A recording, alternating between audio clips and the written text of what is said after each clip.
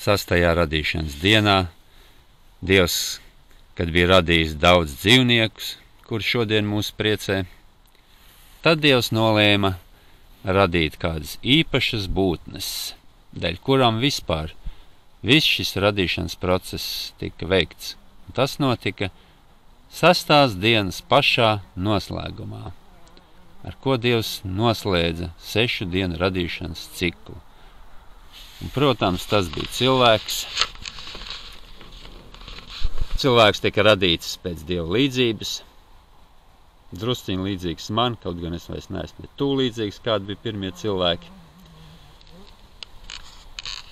Un šis cilvēks tika radīts priekam laimei, lai viņš staigātu pa šo planētu, staigātu, peldētos, priecātos, godātu, slavēt radītāju par visiem skaistajiem darbiem, ko Dievs ir veicis. Dievs teica, ka cilvēks būs kā viens no mums. Viņš ir līdzīgs mums un būs kā viens no mums.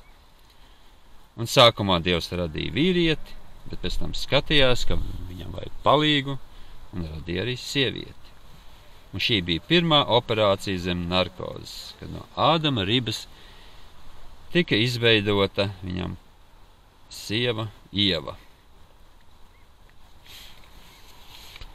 Jā, cilvēks tika radīts laimei, priekam, nevis bēdām, ciešanām. Lai tas vienmēr varētu priecāties, smaidīt, nekad nekas to nesatraukt, lai Dieva spēkā dzīvojot, tas godātu savu radītāju. Jo kā nekā, katrs elpas vilciens cilvēkam tiek piešķirts no radītāja. Un pats radītājs rūpējās par to katru mirkli, katru sekundi. Un tā Dievs teica, visai dzīvai radībai ir jāpakļaujās cilvēkam. Cilvēkam ir jākop un jārūpējās par visu, kas ir radīts.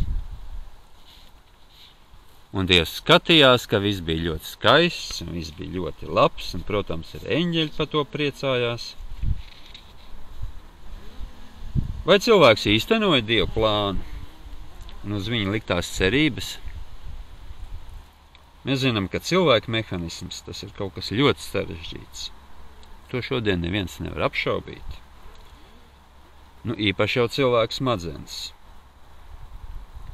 Un jautājums, vai cilvēks tās lieto, lai pagodinātu savu radītāju? Varbūt cilvēks tās lieto, lai pierādītu ko citu, ka cilvēks cēlies no kāda cita radīta dzīvnieka.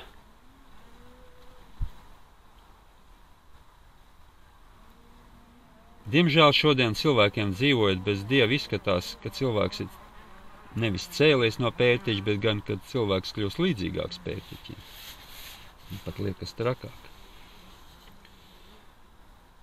Vai cilvēks izmanto savus smadzenes, lai godātu savu radītāju? Kāds profesors ir teicis studentam, ka eksistē tikai tas, ko mēs redzam ar acīm. Un ja Dievu mēs neredzam, tā tad viņa nav.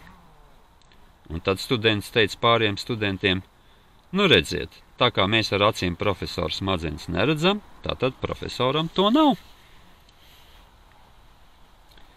Bībelē teiks, ka Dieva esamība ir plaši redzama viņu darbos, un tāpēc tiesas dienā cilvēkam nebūs ar ko aizbildināties viņu priekšā.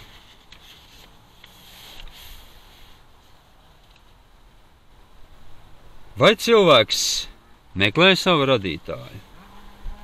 Vai viņš grib būt tuvās attiecībās ar savu radītāju? No tā ir atkarīga arī viņa laime.